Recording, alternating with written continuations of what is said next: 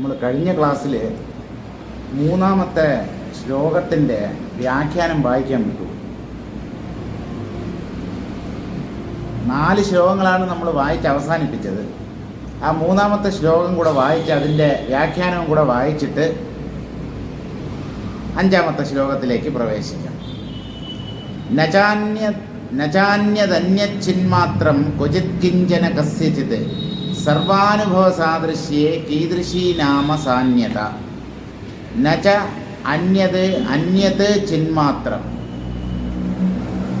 ചിത്തിനന്യമായി വിലക്ഷണമായി മറ്റൊന്നുമില്ല. ഒരു ബോധത്തിൽ നിന്ന് വ്യത്യസ്തമായ മറ്റൊരു ബോധം എന്തുകൊണ്ടുണ്ടായിക്കൂടാ? അതും സാധ്യമല്ല എന്നാണ് പറയുന്നത്. ബോധം എന്നും ഒന്നാണ്. അതുകൊണ്ട് ഒരു ബോധം ഏകമാണ് എന്നുള്ളത് കൊണ്ട് ബോധത്തിൽ നിന്ന് വിഭിന്നമായ മറ്റൊരു ബോധം ഉണ്ടാവാൻ പറ്റില്ല. ക്വചിത് കിഞ്ചന കസ്യചിത്, ബോധത്തിൽ നിന്ന് അന്യമായിട്ട് വേറൊന്നുമില്ല, എല്ലാം ബോധം തന്നെയാണ്. സർവാനുഭവ സാദൃശ്യേ, എല്ലാ അനുഭവങ്ങൾക്കും തമ്മിൽ ഒരു പൊരുത്തമുണ്ട്, സമാനതയുണ്ട്. കീദൃശീ നാമ സാന്യത, അതുകൊണ്ട് മറ്റൊന്ന് അല്ലെങ്കിൽ അന്യത്വം ഈ ആത്മാവിൽ സാധ്യമല്ല. ഇതിൻ്റെ വ്യാഖ്യാനം വായിക്കാം. നനു ചിദന്തരം ഉത്പത്സ്യത്തെ തതഃ സർഗഃ പ്രവർത്സ്യതി തത്രാഹ. ബോധത്തിൽ ഒരു പ്രപഞ്ചം ഉണ്ടായി കുറേ കാലം നിലനിന്നു,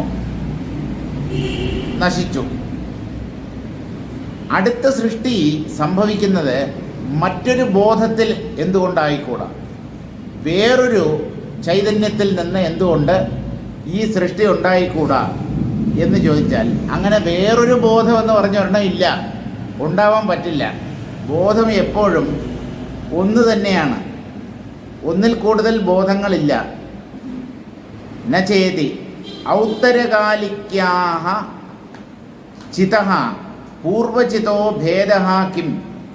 പണ്ടുണ്ടായിരുന്ന ബോധം, ഇപ്പോൾ നിലനിൽക്കുന്ന ബോധം, നേരത്തെ സൃഷ്ടിക്ക് മുമ്പുണ്ടായിരുന്ന ബോധം, ഇപ്പോൾ രണ്ടാമത്തെ സൃഷ്ടി തുടങ്ങുന്നതിന് മുമ്പുള്ള ബോധം, ഇത് വേറെ വേറെ ആവാൻ പറ്റില്ല. ഒരേ ബോധം തന്നെയാണ് ഏത് സൃഷ്ടി ആരംഭിക്കുന്നതിനും മുമ്പിൽ ഉണ്ടാവുക. അതുകൊണ്ട് ഓരോ സൃഷ്ടിയുടെയും ആരംഭത്തിലുള്ള ബോധം ഓരോ തരത്തിലുള്ളതാണ്. ബോധത്തിൽ തന്നെ പലതുണ്ട് എന്ന് കരുതാൻ നിർവാഹമില്ല. മധ്യേ വിച്ഛേദാനുഭവാത് കൽപ്യേത ഉത വൈലക്ഷണ്യാത്. ഈ ബോധം, നേരത്തെ ഉണ്ടായിരുന്ന ബോധം, അതും ഇപ്പോഴുള്ള ബോധം, ഇത് രണ്ടും രണ്ടാണ് എന്നൊരാൾ തർക്കിച്ചാൽ അയാളോട് ഒരു ചോദ്യം ചോദിക്കാം. അതെന്താണെന്ന് ചോദിച്ചാൽ, നേരത്തെ ഉണ്ടായിരുന്ന ബോധം ഇടയ്ക്ക് വെച്ച് വിച്ഛേദിക്കപ്പെട്ടോ? അതായത് ബോധത്തിൻ്റെ അനുഭവം എന്ന് പറഞ്ഞാൽ ഉണ്മയുടെ അനുഭവം, നിരന്തരമായ ഉണ്മയുടെ അനുഭവമാണ് ഈ ബ്രഹ്മം എന്ന് പറയുന്നത്. അപ്പോൾ ആ ബോധാനുഭവത്തിന് വിച്ഛിത്തി ഉണ്ടായോ, അല്ലെങ്കിൽ നേരത്തെ ഉണ്ടായിരുന്ന ബോധത്തിൽ നിന്ന് വിഭിന്നമായ ഒരു ബോധം പിന്നീടുണ്ടായോ? ഈ 2 സാധ്യതകളെ ഉണ്ടാവാൻ പറ്റൂ. പക്ഷേ ഈ 2 സാധ്യതകളും യോജിക്കുകയില്ല. മധ്യേ വിച്ഛേദാനുഭവാത് കൽപ്യേത ഉത വൈലക്ഷണ്യാത്. ഒരു ബോധം ഉണ്ടായിരുന്നു, അത് ഇടയ്ക്ക് വെച്ച് ബ്രേക്കായിട്ട് അങ്ങനെ വീണ്ടും ബോധാനുഭവം പ്രകാശിച്ചു തുടങ്ങി. അങ്ങനെ ഇടയ്ക്ക് വെച്ച് വിച്ഛേദം സംഭവിച്ചതാണോ, അല്ലെങ്കിൽ പുതിയ ഒരു ബോധം തന്നെ ഉണ്ടായതാണോ? ഈ 2 സാധ്യതകളേ ഉള്ളൂ.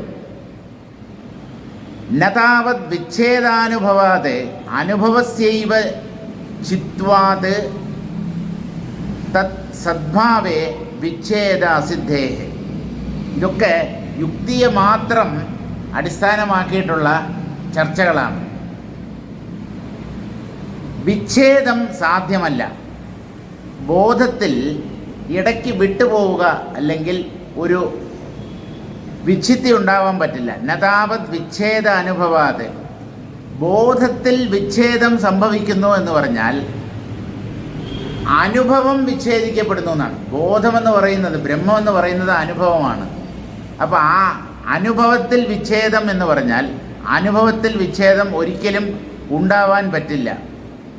എന്തുകൊണ്ടാണെന്ന് ചോദിച്ചാൽ എപ്പോഴും തൻ്റെ ഉണ്മയെ അനുഭവിക്കുന്നതാണ് ഈ ബോധം. അപ്പോൾ അതിൻ്റെ ആ തുടർച്ചയായുള്ള അനുഭവം, നിരന്തരമായ അനുഭവത്തിന് ഇടയ്ക്ക് ഭംഗം സംഭവിക്കുന്നു എന്ന് കരുതിയാൽ അവിടെ ബോധം ഇല്ലാതാവുകയാണ് ചെയ്യുന്നത്. ബോധമില്ലാതാകുന്ന ഒരവസ്ഥ ഒരിക്കലും ഉണ്ടാവില്ല. അതുകൊണ്ട് ഇടയ്ക്ക് വെച്ച് വിച്ഛിത്തി ഉണ്ടാവാൻ പറ്റില്ല.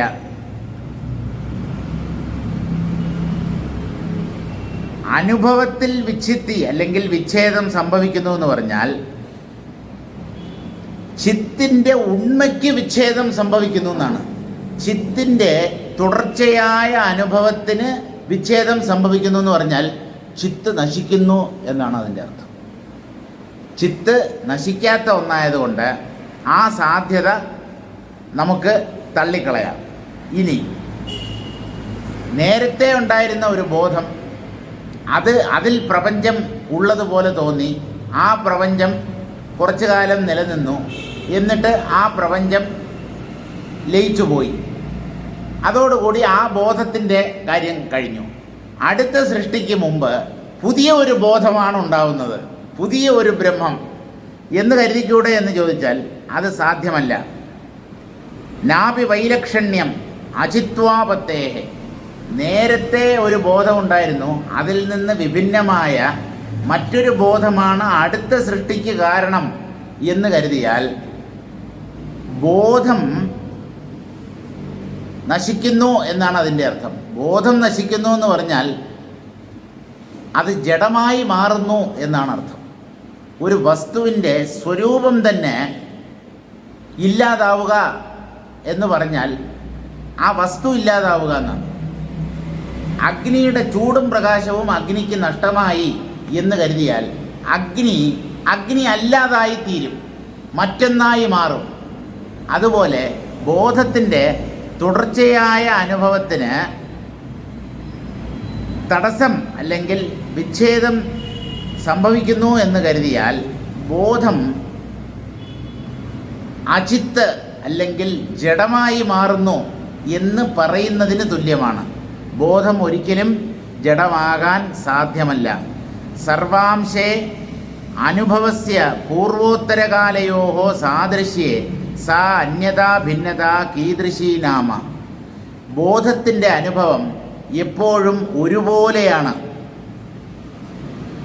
പണ്ടും, അതായത് ഏതെങ്കിലും ഒരു പ്രത്യേക സമയത്ത് ഒരു ടൈം ഫ്രെയിം നമ്മളെടുത്താൽ ആ സമയത്തിന് മുമ്പും ആ സമയത്തിന് ശേഷവും ബോധത്തിൻ്റെ നില ഒരുപോലെ തന്നെയാണ്.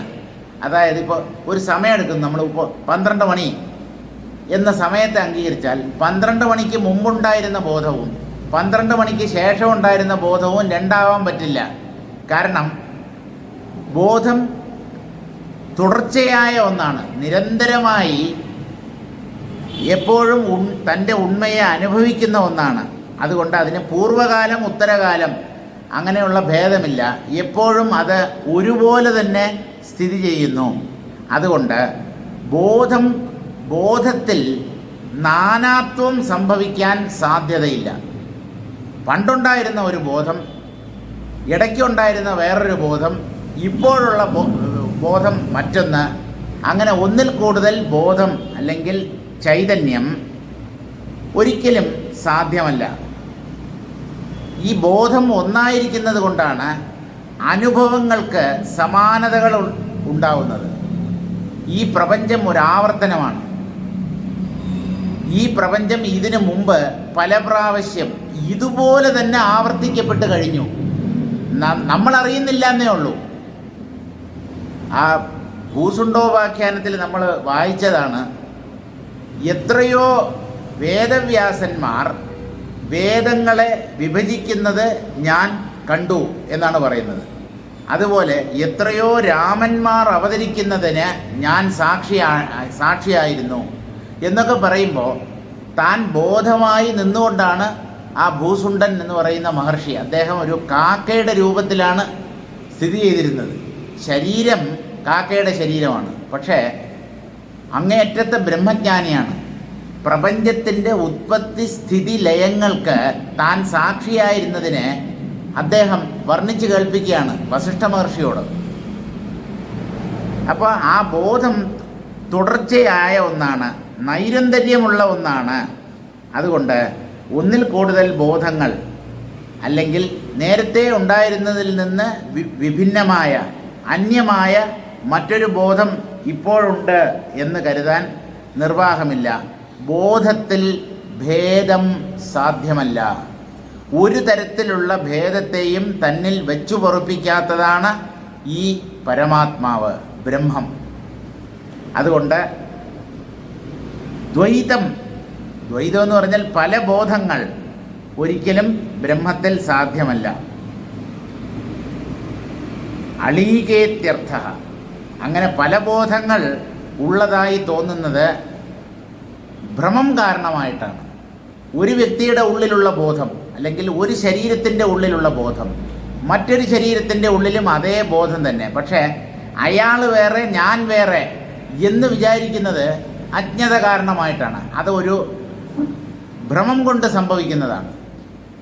അടിസ്ഥാന ചൈതന്യം ഓരോ ശരീരത്തിലും ഉള്ള ആ ഞാൻ എന്ന രൂപത്തിൽ പ്രകാശിക്കുന്ന ആ ചൈതന്യത്തിൽ ഒരു തരത്തിലുള്ള വേർതിരിവും സാധ്യമല്ല. ഭേദം അല്പം പോലും ഈ ആത്മാവിലില്ല. അത് എന്നും ഒന്നായി തന്നെ സ്ഥിതി ചെയ്യുന്നു.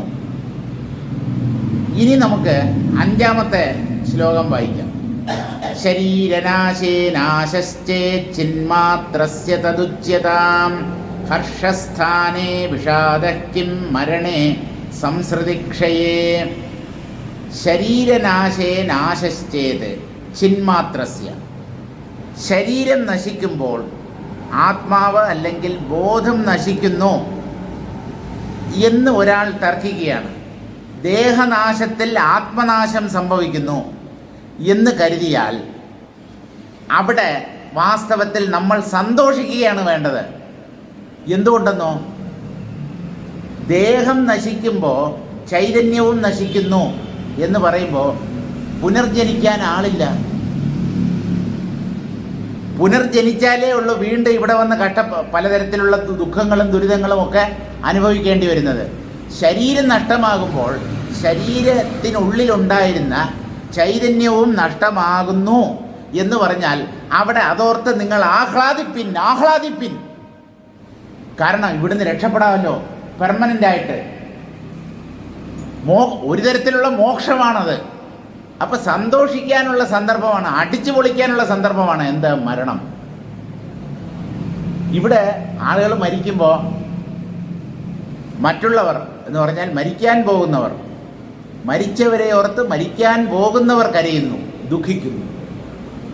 മരിച്ചവർക്ക് വേണ്ടി മരിക്കാൻ പോകുന്നവർ ബലിതർപ്പണം നടത്തുന്നു.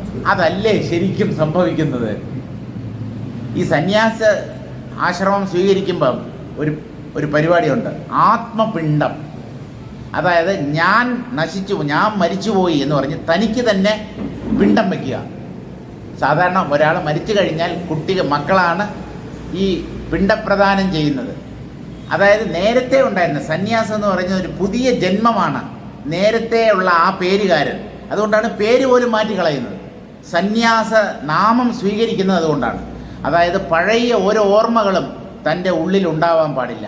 നേരത്തെ ഉണ്ടായിരുന്ന ആ വ്യക്തി നശിച്ചു, അതുകൊണ്ട് ആ വ്യക്തി പൂർണ്ണമായി ഇല്ലാതായി എന്നുള്ളതിനെ സ്വയം ബോധ്യപ്പെടുത്താനായി തനിക്ക് തന്നെ പിണ്ഡം വയ്ക്കും.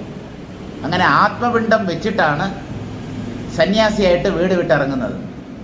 ഇപ്പോൾ പിണ്ഡം വെച്ചത് കൊണ്ട് മാത്രം പൂർവകാല സ്മരണകൾ നഷ്ടമാകുമോ എന്ന് ചോദിച്ചാൽ നഷ്ടമാകണമെന്നില്ല. എന്തെങ്കിലുമൊക്കെ ചെയ്യണമല്ലോ. അതുകൊണ്ടാണ് പേര് മാറ്റുന്നത്. പേരും മാറ്റി എന്തെങ്കിലും ഒരു തീർത്ഥ, അങ്ങനെയൊക്കെ, സരസ്വതി, തീർത്ഥ, ഇന്ദ്ര, പുരി,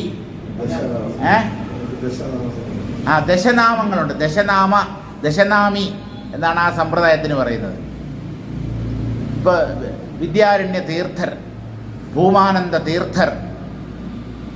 ശങ്കരാചാര്യ പരമ്പരയിലാണെങ്കിൽ സരസ്വതി, വിജയേന്ദ്ര സരസ്വതി, ചന്ദ്രശേഖരേന്ദ്ര സരസ്വതി, ജയേന്ദ്ര സരസ്വതി, അതുപോലെ ദുർഗാനന്ദ സരസ്വതി, അതുപോലെ പുരി എന്നും ചേർക്കാറുണ്ട്, ചിദാനന്ദ പുരി.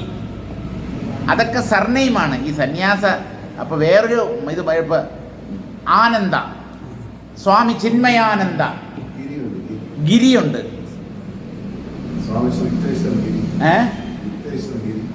ഈ ഗിരി എന്നും ഇതെല്ലാം ഇന്ദ്ര, സരസ്വതി, ഇങ്ങനെ പലതും. സന്ദീപാനന്ദ ഗിരി. ഇങ്ങനെ 10 തരം നാമങ്ങൾ സന്യാസിമാർക്ക് സ്വീകരിക്കാം. അതിലേതെങ്കിലും ഒന്ന്, എല്ലാം കൂടെ സ്വീകരിക്കരുത്, ഏതെങ്കിലും ഒരെണ്ണം. അങ്ങനെ പലപ്പോഴും സന്യസിക്കുന്ന ആ വ്യക്തിയുടെ ഗുരുനാഥനാണ് ആ പേര് നൽകുന്നത്. സ്വയം അംഗീകരിക്കുന്നില്ല. നമുക്ക് തന്നെ നമ്മൾ പേര് വയ്ക്കാറില്ല, നാമകരണം ചെയ്യാറില്ല.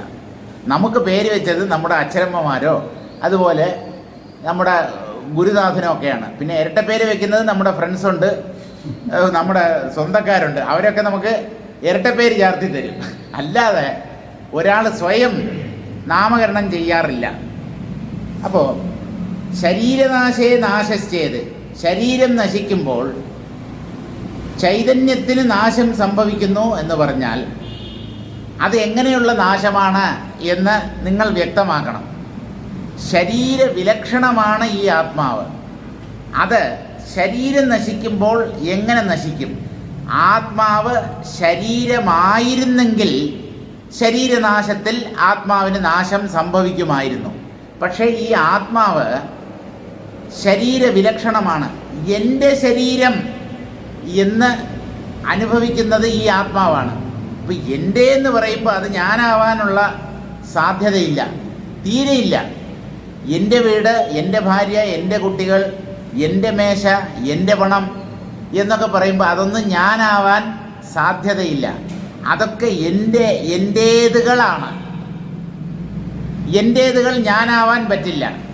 ഇങ്ങനെ നമ്മളെല്ലാം പ്രാണൻ, മനസ്സ്, ഇന്ദ്രിയങ്ങൾ, ശരീരം എല്ലാറ്റിനെയും എൻ്റെ എന്നാണ് നമ്മൾ പറയുന്നത്. ആ അനുഭവത്തിൽ നിന്ന് തന്നെ നമുക്ക് മനസ്സിലാക്കാം ഇവയൊന്നും യഥാർത്ഥ ഞാനല്ല. കാരണം ഇവ എൻ്റേതുകളാണ്. അങ്ങനെ ഒരാൾ ജീവിക്കുമ്പോൾ അയാളുമായി ചേർന്ന് നിൽക്കുന്ന ഉപാധികളെയെല്ലാം തൻ്റേത് എന്നാണ് അനുഭവിക്കുന്നത്. അങ്ങനെയുള്ളപ്പോൾ ഈ തൻ്റേതുകൾ നശിക്കുമ്പോൾ താൻ എങ്ങനെ നശിക്കും? എൻ്റെ വീട് ഇടിഞ്ഞു പോയാൽ ഞാൻ മരിച്ചു പോകുമോ? അതെങ്ങനെ? വീട്ടിനകത്ത് ഞാൻ ഉണ്ടായിരുന്നെങ്കിൽ ചിലപ്പോൾ മരിച്ചു പോകുമായിരുന്നു. എൻ്റേതുകൾ എല്ലാം നശിച്ചാലും ഞാൻ ബാക്കിയുണ്ടാവും. ആ ഞാനായി പ്രകാശിക്കുന്നതാണ് ഈ ആത്മതത്വം. അതുകൊണ്ട് ശരീരനാശത്തിൽ ആത്മനാശം സംഭവിക്കുകയില്ല. ഇനി അങ്ങനെയല്ല, ആത്മാവ് തന്നെയാണ് ഈ ശരീരം ആയി പ്രകടമാകുന്നത്. കാരണം സർവം ബ്രഹ്മമയം എന്നാണ്. അങ്ങനെ ആകുമ്പോൾ ഈ ശരീരവും ബ്രഹ്മമാവണം. എല്ലാം ബ്രഹ്മമാണ്, ബ്രഹ്മമല്ലാതെ മറ്റൊന്നുമില്ല എന്ന് ഉപനിഷത്തുകൾ പ്രഖ്യാപിക്കുന്നത് കൊണ്ട് ആ വാക്യങ്ങളുടെ പിന്തുണയോടുകൂടി ഈ ശരീരവും അങ്ങനെയാണെങ്കിൽ ആത്മാവാവണ്ടേ? ശരീരം ആത്മാവാണ് എന്ന് കരുതിയാൽ ശരീരനാശത്തിൽ ആത്മനാശം സംഭവിക്കണ്ടേ എന്ന് ചോദിച്ചാൽ, അങ്ങനെ സംഭവിക്കുന്നു, ശരീരം നശിക്കുമ്പോൾ ആത്മാവ് നശിക്കുന്നു എന്ന് നിങ്ങൾ വിചാരിച്ചാലും അപ്പോഴും മരണത്തെ ഓർത്ത് ഭയപ്പെടാനോ ദുഃഖിക്കാനോ അവകാശമില്ല. എന്തുകൊണ്ട്? ഹർഷസ്ഥാനേ വിഷാദഃകിം മരണേ സംസൃതിക്ഷയെ. ശരീരനാശത്തിൽ ഒരു വ്യക്തി തന്നെ ഇല്ലാതായി പോകുന്നു എന്ന് വിചാരിച്ചാൽ ആ വ്യക്തിത്വത്തിന് ഈ ഞാനായി പ്രകടമാകുന്നത് ആത്മാവാണല്ലോ. ശരീരം നശിക്കുമ്പോൾ ആ ആത്മാവ് നശിക്കുന്നു എന്ന് കരുതിയാൽ തന്നെ അത് അയാളുടെ സംസാരം നഷ്ടമാവുന്നു, ആ ജീവഭാവം നഷ്ടമാവുന്നു. ജീവഭാവം നഷ്ടമാകുന്നു എന്ന് പറഞ്ഞാൽ അയാൾ മുക്തനായി തീരുന്നു എന്നാണ്. ശരീരനാശം കൊണ്ട് ഒരാൾക്ക് മോക്ഷം കിട്ടുന്നുവെങ്കിൽ അവിടെ സന്തോഷിക്കുകയല്ലേ വേണ്ടത്? അവിടെ എന്തിനാണ് ദുഃഖിക്കുന്നത്? ഞാൻ മുക്തനായി തീരുകയാണ് ശരീരം നശിക്കുമ്പോൾ. ഇതല്ല, ശരീരം നശിച്ചാലും ആ ശരീരത്തിൻ്റെ ഉള്ളിൽ കഴിഞ്ഞിരുന്ന ആത്മാവ് വീണ്ടും മറ്റൊരു സ്ഥലത്ത് ചെന്ന് വേറൊരു ഗർഭകോശത്തിൽ പ്രവേശിച്ച് അവിടെ പുതിയ ഒരു ശരീരത്തോടു കൂടി പ്രത്യക്ഷപ്പെടുന്നു. ഇങ്ങനെയാണ് ജീവൻ്റെ സംസാരം ഒടുങ്ങാതെ തുടരുന്നത്. അപ്പോൾ എങ്ങനെ നിങ്ങൾ ആലോചിച്ചാലും ശരീരനാശത്തിൽ ആത്മനാശം സംഭവിക്കുന്നു എന്ന് പറഞ്ഞാൽ, ആത്മനാശം എന്ന് പറഞ്ഞാൽ നിങ്ങളുടെ ഉള്ളിൽ ഞാൻ എന്ന ആ ഭാവം നഷ്ടമാകുന്നു. നിങ്ങൾക്ക് ആ ഞാനിൽ നിന്ന് അന്യമായ ഒരാത്മാവിനെ അംഗീകരിക്കാൻ ബുദ്ധിമുട്ടുണ്ട്. ഞാനില്ല എന്ന് ആരും പറയാറില്ല. ആത്മാവില്ല, ബ്രഹ്മമില്ല എന്നൊക്കെ ആരും പറയും. ഞാനുണ്ട് എന്നുള്ളത് നമ്മുടെ അനുഭവമാണ്. ആ അനുഭവം തന്നെ ശരീരനാശത്തിൽ നഷ്ടമാകുന്നു എങ്കിൽ അത് മോക്ഷമല്ലാതെ പിന്നെന്താണ്? അപ്പോൾ അതൊരു ഹർഷസ്ഥാനമാണ്. സന്തോഷിക്കേണ്ട സന്ദർഭമാണ് ഈ മരണം എന്നുള്ളത്. കാരണം ആ ജീവൻ്റെ സംസാരം അതോടുകൂടി നിലച്ചു പോകുന്നു. വീണ്ടും ജനിക്കാൻ ആളില്ല. ശരീരം നശിക്കുമ്പോൾ ആത്മാവ് നശിക്കുന്നു എന്ന് കരുതിയാൽ അപ്പോൾ അതൊരു തരത്തിലുള്ള മോക്ഷമല്ലേ? ഒരാൾ മുക്തനാകുന്നു എന്ന് പറയുമ്പോൾ അതിൽ വിഷമിക്കാൻ എന്തിരിക്കുന്നു എന്നാണ്. ഹർഷസ്ഥാനേ വിഷാദഹ്യം, സന്തോഷിക്കേണ്ട സന്ദർഭത്തിൽ എന്ന് പറഞ്ഞാൽ ആ മരണത്തിൽ എന്തിനാണ് മനുഷ്യർ വിഷാദിക്കുന്നത്? മരണേ സംസൃതിക്ഷയെ, ഒരു ജീവൻ്റെ സംസാര ബന്ധങ്ങളെല്ലാം അതോടുകൂടി അവസാനിക്കുകയാണ്. അയാൾ മുക്തനാകുന്നു എന്ന് മനസ്സിലാക്കുമ്പോൾ എന്തിനാണ് ദുഃഖിക്കുന്നത്? എങ്ങനെയായാലും ഇവിടെ ദുഃഖിക്കാൻ അവകാശമില്ല എന്നാണ് പറയുന്നത്. നനു സുഖദുഃഖാനുഭവ ലക്ഷണ വിശേഷ ജ്ഞാനാതിരിക്തം ന ചിത്സാമാന്യം അഭ്യുപഗച്ഛാമഹ. ഈ സുഖം ദുഃഖം തുടങ്ങിയ ദ്വൈതാനുഭവങ്ങളല്ലാതെ മറ്റൊരറിവ് അല്ലെങ്കിൽ ആത്മാവ് എന്ന ഒന്നിനെ ഞങ്ങൾക്ക് മനസ്സിലാക്കാൻ പറ്റുന്നില്ല. അതായത് സാമാന്യ ബോധം അല്ലെങ്കിൽ ചിത് സാമാന്യം, ആ ചിത് സാമാന്യത്തെ ഞങ്ങൾക്ക് മനസ്സിലാക്കാനുള്ള കഴിവില്ല. ഞങ്ങൾ ചില സമയങ്ങളിൽ ദുഃഖിക്കുന്നു, ചിലപ്പോൾ സുഖിക്കുന്നു, ചിലപ്പോൾ ഭയപ്പെടുന്നു, ചിലപ്പോൾ കോപിക്കുന്നു, ചിലപ്പോൾ ഉള്ളിൽ പലതരത്തിലുള്ള ആഗ്രഹങ്ങൾ ഉണ്ടാവുന്നു, ചിലപ്പോൾ ടെൻഷൻ ഉണ്ടാവുന്നു. ഈ വിചാരങ്ങളെ മാത്രമേ ഞങ്ങൾ അറിയുന്നുള്ളൂ. ഇതിനൊക്കെ സാക്ഷിയായിട്ടുള്ള ബോധം എന്ന ഒന്നിനെ ഞങ്ങൾക്കറിയാൻ കഴിയുന്നില്ല എന്നാണ് ഒരാൾ പറയുന്നതെങ്കിൽ, വിശേഷ വിജ്ഞാനേഷു ച അവച്ഛേദകതാ സംബന്ധേന ശരീരം കാരണം തന്നാശാച്ച ജ്ഞാനനാശ ഇത്യഭ്യുപഗച്ഛതാം ചാർവാക വൈശേഷികാദീനാം ശങ്കാമുദ്ഭാവ്യ നിരസ്യതി. ചാർവാകന്മാരും വൈശേഷികന്മാരുമാണ് ദേഹത്തെ ആത്മാവായി കരുതുന്നത്. അവരാണ് ഇങ്ങനെയുള്ള ചോദ്യങ്ങൾ സാധാരണഗതിയിൽ ചോദിക്കുന്നത്. അതായത് സുഖദുഃഖങ്ങൾ അതുപോലെയുള്ള മറ്റനുഭവങ്ങൾ അത് മാത്രമേ ഉള്ളൂ. ഒരാൾ ഒരു ശരീരത്തോടു കൂടി ഇവിടെ ജീവിക്കുമ്പോൾ അയാൾക്ക് പലതരം അനുഭവങ്ങളാണ് ഉണ്ടാവുന്നത്. ഇപ്പം ആ അനുഭവങ്ങൾക്കെല്ലാം അധിഷ്ഠാനമായി ഒന്നുകൊണ്ടും ബാധിക്കപ്പെടാത്ത ഒരു സാമാന്യ ചിത്ത് അല്ലെങ്കിൽ സർവവ്യാപകമായ ബോധം അത് ഞങ്ങൾക്ക് മനസ്സിലാകുന്നില്ല എന്ന് വൈശേഷികന്മാരും ചാർവാകന്മാരുമാണ് സാധാരണ പറയുക. കാരണം അവർ ദേഹത്തെ ആത്മാവായി കരുതുന്നവരാണ്.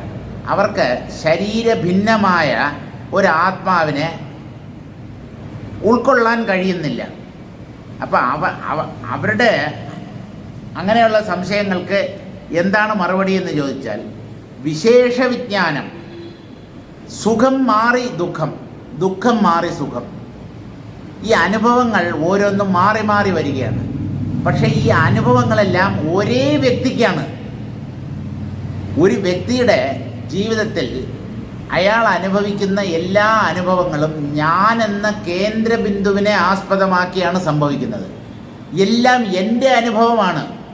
ജനിച്ചത് ഞാൻ, സ്കൂളിൽ പോയത് ഞാൻ, കോളേജിൽ പോയത് ഞാൻ, കല്യാണം കഴിച്ചത് ഞാൻ, അച്ഛനായത് ഞാൻ, അപ്പൂപ്പനായത് ഞാൻ, എല്ലാം എൻ്റെ അനുഭവങ്ങളാണ്. മാറി മാറി വരുന്ന പലതരം അനുഭവങ്ങളുണ്ട്. പക്ഷേ ആ അനുഭവങ്ങളുടെ എല്ലാം കേന്ദ്രബിന്ദുവായി ഒരു തരത്തിലും മാറാത്ത ഞാനെന്ന ഒരു അനുഭവം ഉണ്ടല്ലോ, അതിന് നമുക്ക് നിഷേധിക്കാൻ പറ്റുമോ? ആ ഞാൻ തന്നെയാണ് ആത്മാവ്. ആ ഒരു തിരിച്ചറിവ് മാത്രമേ നമ്മൾ നേടേണ്ടതായിട്ടുള്ളൂ.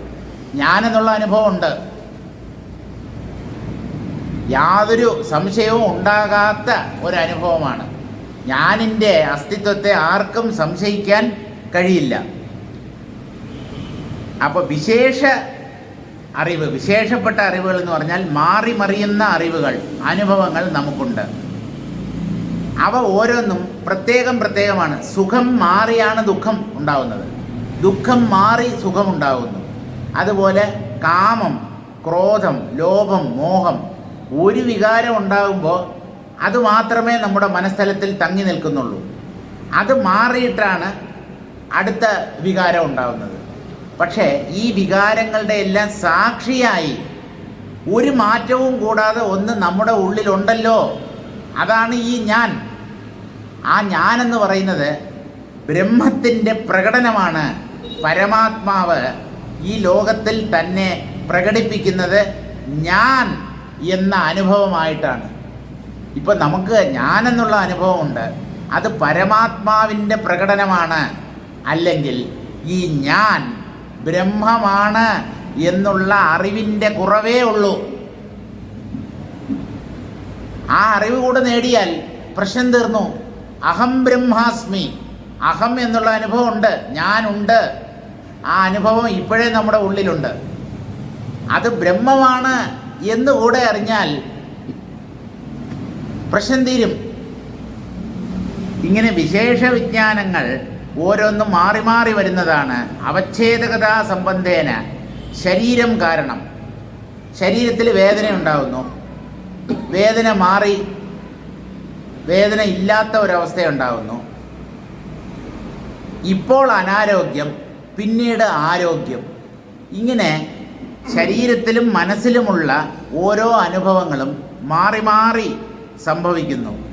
പക്ഷേ അതിനെയെല്ലാം എൻ്റെ അനുഭവം എന്ന് അഭിമാനിക്കുന്ന ഒരു ഞാനുണ്ടല്ലോ, അതാണ് ബ്രഹ്മം. അത് ബ്രഹ്മമാണ് എന്നുള്ള കാര്യം മാത്രമാണ് നമുക്കറിയാത്തത്. നമ്മൾ നമ്മെ ഒരു വ്യക്തിയായി വിചാരിക്കുന്നു. ഞാനൊരാളാണ്, ഞാനൊരു വ്യക്തിയല്ല, ഞാനൊരു തത്വമാണ്, ഞാൻ ബ്രഹ്മമാണ്, സർവവ്യാപകമായ ബ്രഹ്മമാണ് ഓരോ ശരീരത്തിലും ഞാൻ എന്ന അനുഭവത്തോടു കൂടി വർത്തിക്കുന്നത്.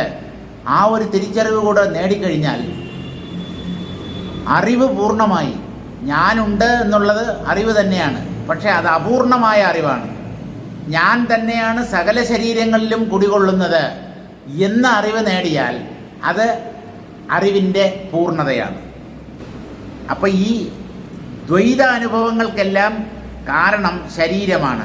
തന്നാശാച്ച, ആ ശരീരം നശിക്കുമ്പോൾ ജ്ഞാനം എന്ന് പറഞ്ഞാൽ ആത്മാവ് തന്നെ ഇല്ലാതാകുന്നു, ജ്ഞാനത്തിന് തന്നെ നാശം സംഭവിക്കുന്നു, അല്ലെങ്കിൽ പരമാത്മാവ് തന്നെ നശിച്ചു പോകുന്നു. ഇത്യഭ്യുപഗച്ഛതാം എന്ന് തെറ്റായിട്ട് മനസ്സിലാക്കുന്ന ചാർവാക വൈശേഷികാദീനാം ശങ്കാമുദ്ഭാവ്യ നിരസ്യതി. ചാർവാകന്മാരും വൈശേഷികന്മാരുമാണ് ശരീരത്തെ ആത്മാവായി കരുതുന്നത്. അവരുടെ സംശയത്തെ ഇവിടെ സ്വയം ഗ്രന്ഥകാരൻ തന്നെ ഉന്നയിച്ച് അതിനുള്ള മറുപടി പറയുകയാണ്. നമ്മുടെ ഗ്രന്ഥങ്ങളെല്ലാം ഈ സമ്പ്രദായത്തെ പിന്തുടരുന്നവയാണ്. അതായത് ഈ അദ്വൈത വേദാന്തത്തെ ഏതൊക്കെ രീതിയിൽ മറ്റുള്ളവർ എതിർക്കും, എന്തൊക്കെ അവർക്ക് ഇതിന് വിപരീതമായിട്ട് യുക്തികൾ നിരത്താൻ പറ്റും, ആ യുക്തികളെയെല്ലാം സ്വയം നിരത്തി ആ യുക്തികളൊക്കെ തെറ്റാണ് എന്ന് സ്ഥാപിച്ച് അദ്വൈതത്തെ പ്രതിഷ്ഠിക്കുന്ന ഒരു സമ്പ്രദായമാണ് വേദാന്ത കൃതികളിൽ കാണപ്പെടുന്നത്. അതുകൊണ്ട് ഒരാളും വന്ന് ചോദിക്കേണ്ട അങ്ങനെ ആയിക്കൂടെ ഇങ്ങനെ ആയിക്കൂടെ എന്ന്. ഗ്രന്ഥകാരൻ തന്നെ ഇങ്ങനെയാണ് എന്നൊരാൾ തർക്കിച്ചാൽ, എന്തുകൊണ്ട് ഇങ്ങനെ ആയിക്കൂടാ എന്ന് വേറൊരു വ്യക്തി തർക്കിച്ചാൽ അതിനുള്ള മറുപടി ഞങ്ങൾ തന്നെ പറയാം. ഇങ്ങനെ ശങ്ക സമാധാനം. ശങ്ക എന്ന് പറഞ്ഞാൽ സംശയം. മനുഷ്യർക്ക് പലതരത്തിലുള്ള സംശയങ്ങളുണ്ടാവും. അങ്ങനെയുള്ള ആ സംശയങ്ങളെല്ലാം സ്വയം ഗ്രന്ഥകാരൻ തൻ്റെ ഗ്രന്ഥത്തിൽ ഉന്നയിച്ച് അതിനുള്ള മറുപടി നൽകുന്നു. അങ്ങനെയാണ് ഗ്രന്ഥങ്ങൾ രചിക്കപ്പെട്ടിട്ടുള്ളത്. ഹർഷസ്ഥാനേ ഇതി ദുഃഖപ്രാഗഭാവ അസമാനകാലിക ദുഃഖധ്വംസയേവഹി വോ മുക്തി. ഈ ചാർവാകന്മാരും വൈശേഷികന്മാരും അവർ മോക്ഷമെന്ന് പറയുന്നത് അവരെ സംബന്ധിച്ച് ശരീരം തന്നെയാണ് ആത്മാവ്. ശരീരം നശിച്ചാൽ ആത്മാവ് നശിച്ചു. ഈ ആത്മനാശത്തെയാണ് അവർക്ക് മോക്ഷമെന്നുള്ള ഒരു കൺസെപ്റ്റ് ഇല്ല. വാസ്തവത്തിൽ ശരീരം നശിച്ചാൽ അതോടുകൂടി എല്ലാം തീർന്നു എന്നാണ്. ഇപ്പോൾ അങ്ങനെ കരുതിയാലും ശരീരനാശത്തിൽ ആത്മനാശം അല്ലെങ്കിൽ ജീവനാശം സംഭവിക്കുന്നു എന്ന് കരുതിയാൽ അത് ജീവനെ സംബന്ധിച്ച് മുക്തി തന്നെയാണ്. കാരണം പിന്നെ ജനിക്കേണ്ട കാര്യമില്ല. ആരാണ് പുനർജന്മത്തിൽ വിശ്വസിക്കുന്നത്? പുനർജന്മ സിദ്ധാന്തത്തിൽ ആരാണ് വിശ്വസിക്കുന്നത് എന്ന് ചോദിച്ചാൽ, ശരീരവിലക്ഷണമായ ഒരു ആത്മാവുണ്ട്. ശരീരം നശിച്ചാലും ആ ആത്മാവ് നശിക്കാതെ മറ്റൊരു സ്ഥലത്ത് ചെന്ന് ജനിച്ച് അവിടെ പുതിയ ഒരു ജീവിതം ആരംഭിക്കും എന്ന് വിശ്വസിക്കുന്നവരാണ്. ഇതിനെയാണ് പുനർജന്മ സിദ്ധാന്തം എന്ന് പറയുന്നത്. ഇപ്പോൾ ഇവർക്ക് പുനർജന്മം എന്നൊന്നു തന്നെ ഇല്ല. ഈ ചാർവാകന്മാർക്കും വൈശേഷികന്മാർക്കും ജനിക്കുന്നതിന് മുമ്പ് ഈ കൂട്ടർക്ക് ദുഃഖമില്ല, മരിച്ചതിന് ശേഷവും ദുഃഖമില്ല. ഇടയ്ക്ക് ഈ ശരീരത്തോടു കൂടി ചേർന്നിരിക്കുമ്പോഴാണ് ഒരു ജീവൻ ദുഃഖം അനുഭവിക്കുന്നത്. ദുഃഖം ആരംഭത്തിലില്ല. ശരീരം നശിച്ചു കഴിഞ്ഞാൽ അപ്പോഴും ദുഃഖമില്ല. ശരീരം ഉണ്ടാവുന്നതിന് മുമ്പ് ആരും ദുഃഖത്തെക്കുറിച്ച് സംസാരിക്കുന്നില്ല. കാരണം പ്രധാനമായും ഈ ശരീരമാണ് നമ്മെ ദുഃഖിപ്പിക്കുന്നത്. ഈ രോഗങ്ങളും വേദനയുമൊക്കെ കൂടുതൽ ശരീരത്തിലാണ്.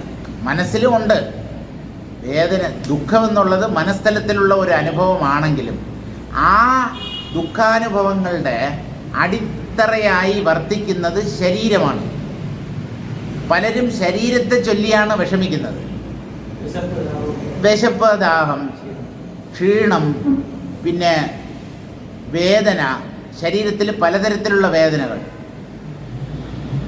വാർദ്ധക്യം, ജരാ, നരകൾ എല്ലാം ശരീരത്തെയാണ് ബാധിക്കുന്നത്. വൃദ്ധന്മാർക്ക് ഈ വാർദ്ധക്യമാണ് ഏറ്റവും കൂടുതൽ ദുഃഖം ഉണ്ടാക്കുന്നത്. പണ്ടത്തെ പോലെ അടിച്ചു പൊളിച്ച് നടക്കാൻ നിവൃത്തിയില്ല.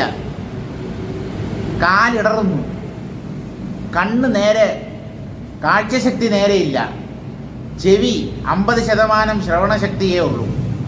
ഇപ്പം തൻ്റെ ഇന്ദ്രിയങ്ങൾ വേണ്ട പോലെ പ്രവർത്തിക്കുന്നില്ല. എൻ്റെ ശരീരം ഞാൻ പറഞ്ഞാൽ കേൾക്കുന്നില്ല. എപ്പോൾ വേണമെങ്കിലും ബാലൻസ് പോയി താഴെ വീഴാം. അതുകൊണ്ട് ഒരു ഊന്നുവടിയും കയ്യിൽ പിടിച്ചാണ് നടക്കുന്നത്. എന്തിനാണ്? വീഴാതിരിക്കാൻ വേണ്ടിയാണ്.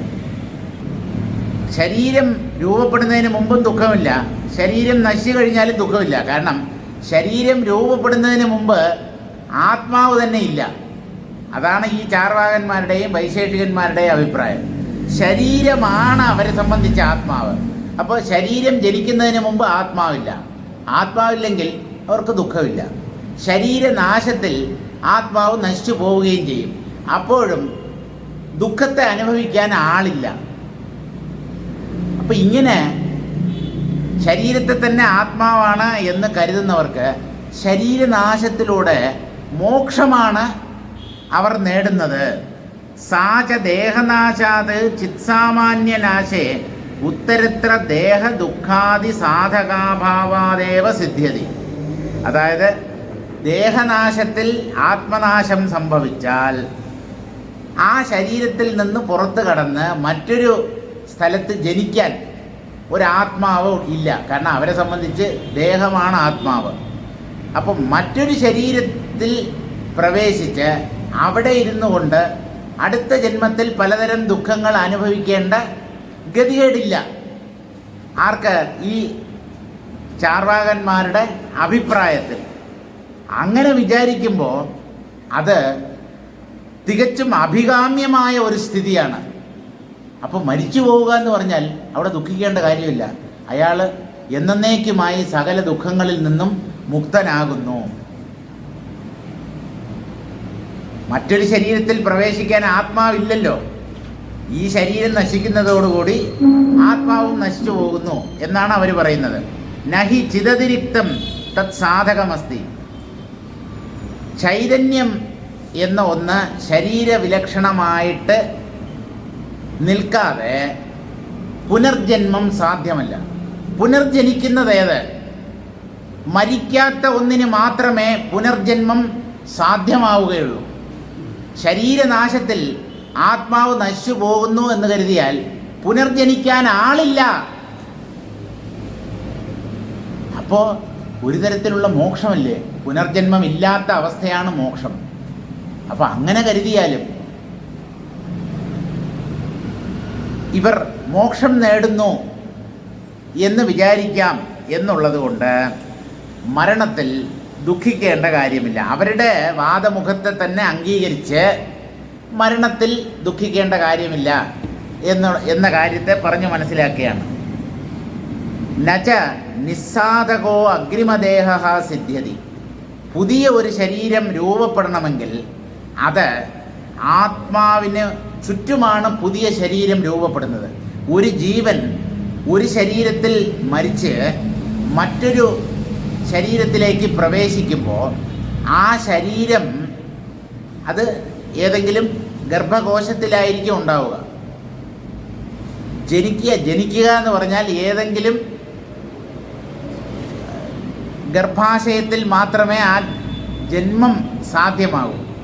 ആ ജന്മം, അതായത് പുതിയ ഒരു ശരീരം സ്വീകരിക്കുക, ആ ശരീരം രൂപപ്പെടുന്നത് ഏതെങ്കിലും സ്ത്രീയുടെ ഗർഭകോശത്തിലായിരിക്കും.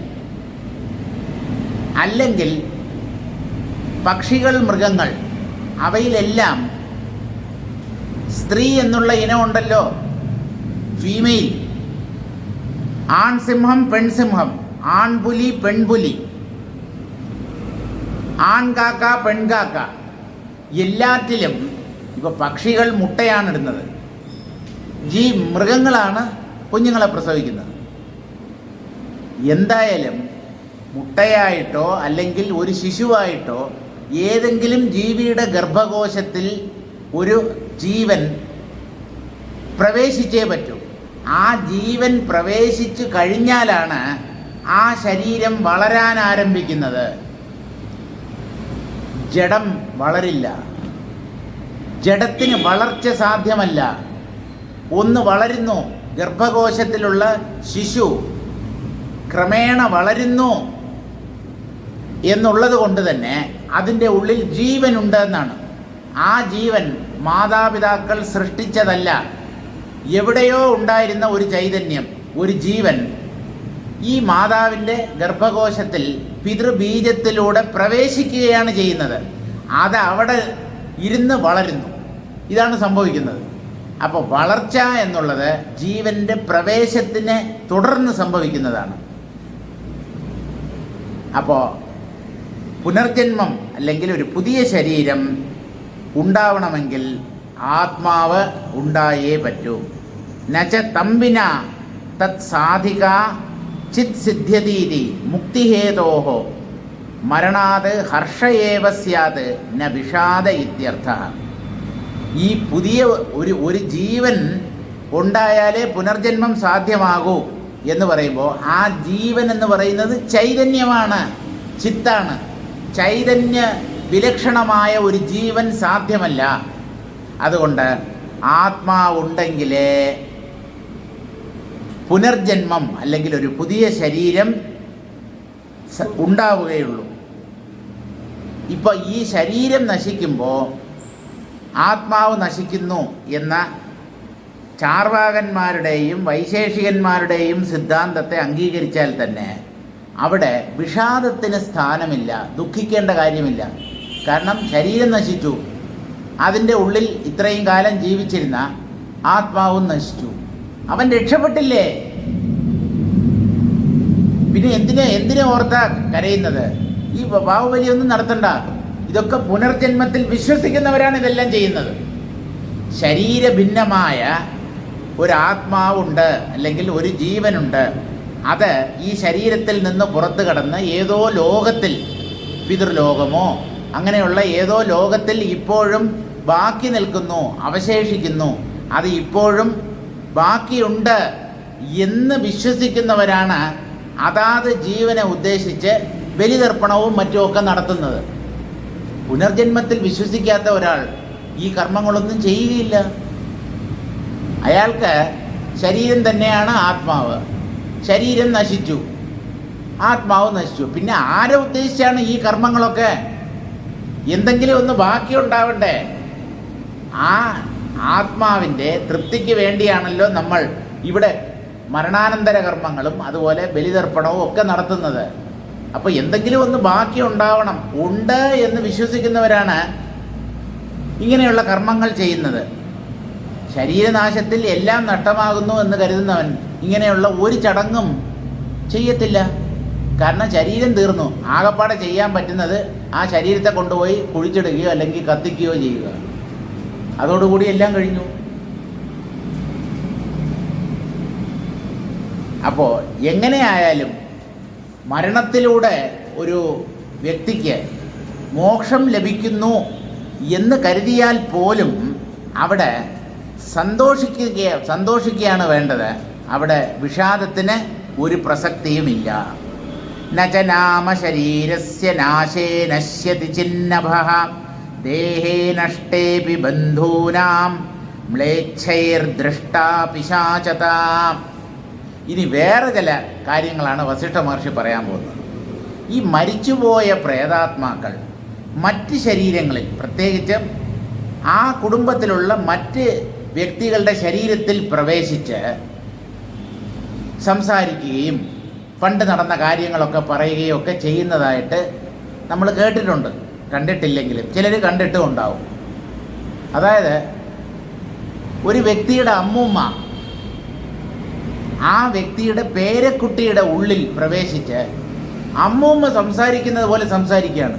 അതായത് ഡേയ് എന്നൊക്കെ പറഞ്ഞ് എടാ വാടാ പോടാന്നൊക്കെ വിളിക്കുകയാണ്.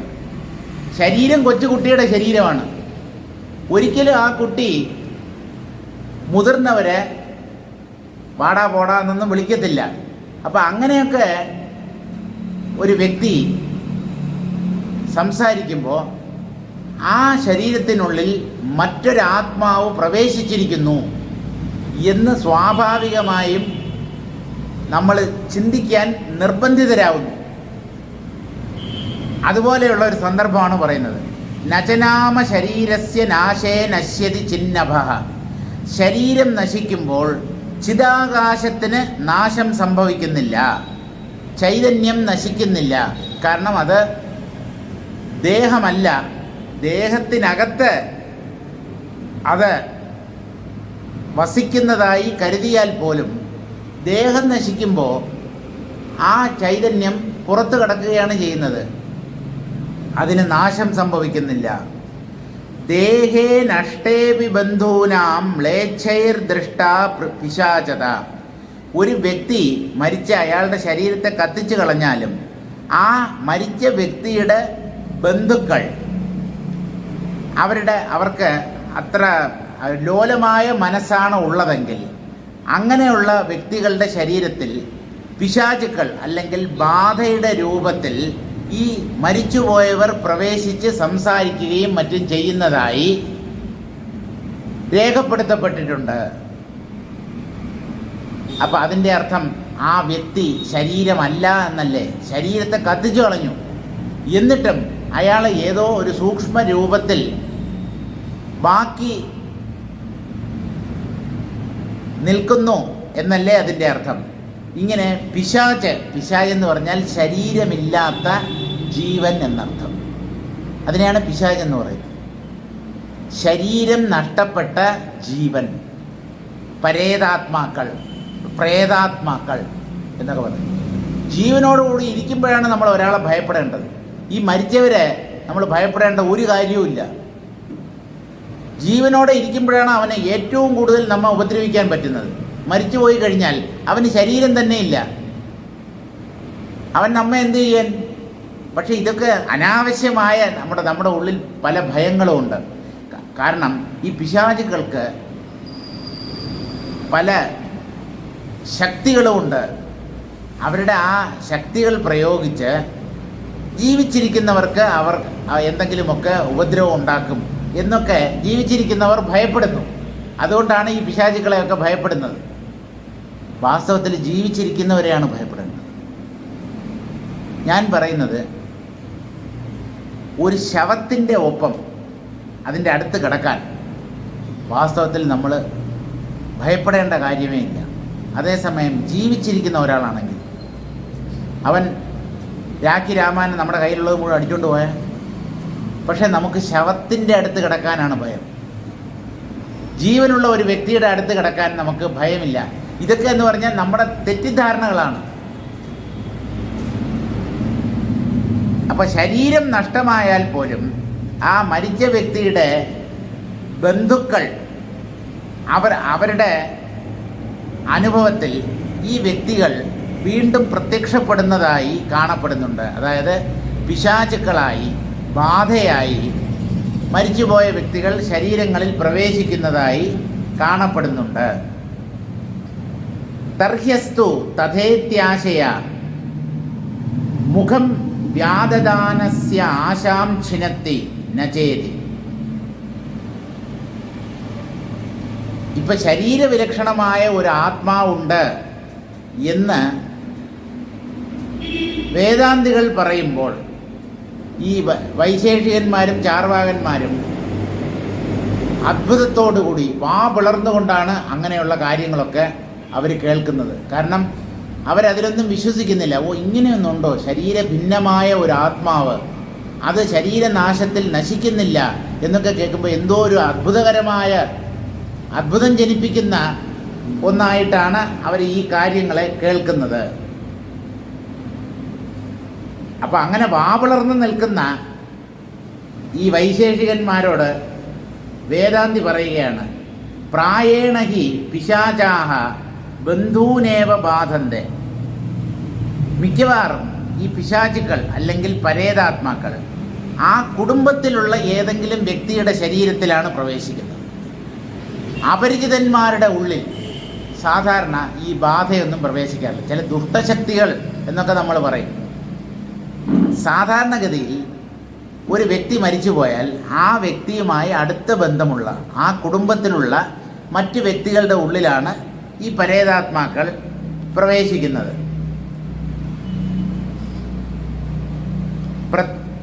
പ്രത്യന്തദേശേഷ്വേവ ബഹുധാ പിശാചാ ദൃശ്യന്ത ഇതി ദ്യോതനായ ബന്ധും മ്ലേച്ഛഗ്രഹണം. മനസ്സ് ദുർബലമായിരിക്കുന്നവരുടെ ഉള്ളിലാണ് ഈ ബാധകളൊക്കെ പ്രവേശിക്കുന്നത്. അതായത് വല്ലാത്ത ഭയം, മനസ്സിന് ഉറപ്പില്ലാത്തവർ, ദൃഢതയില്ലാത്തവർ, അവരെയാണ് ഈ ദുഷ്ടശക്തികൾ എപ്പോഴും ബാധിക്കുന്നത്. അപ്പം മ്ലാനമായ ഇച്ഛയുള്ളവൻ എന്നുള്ള അർത്ഥത്തിലാണ് മ്ലേച്ഛൻ എന്ന് പറയുന്നത്. മ്ലാനമായ ഇച്ഛ എന്ന് പറഞ്ഞാൽ മനസ്സിന് ബലമില്ല, ചഞ്ചലചിത്തന്മാർ, അമിതമായ ഭയം ഉള്ളിലുള്ളവർ, അവരെയാണ് ഈ പ്രേതാത്മാക്കളും മറ്റ് ദുഷ്ടശക്തികളുമൊക്കെ പെട്ടെന്ന് കീഴ്പ്പെടുത്തുന്നത്.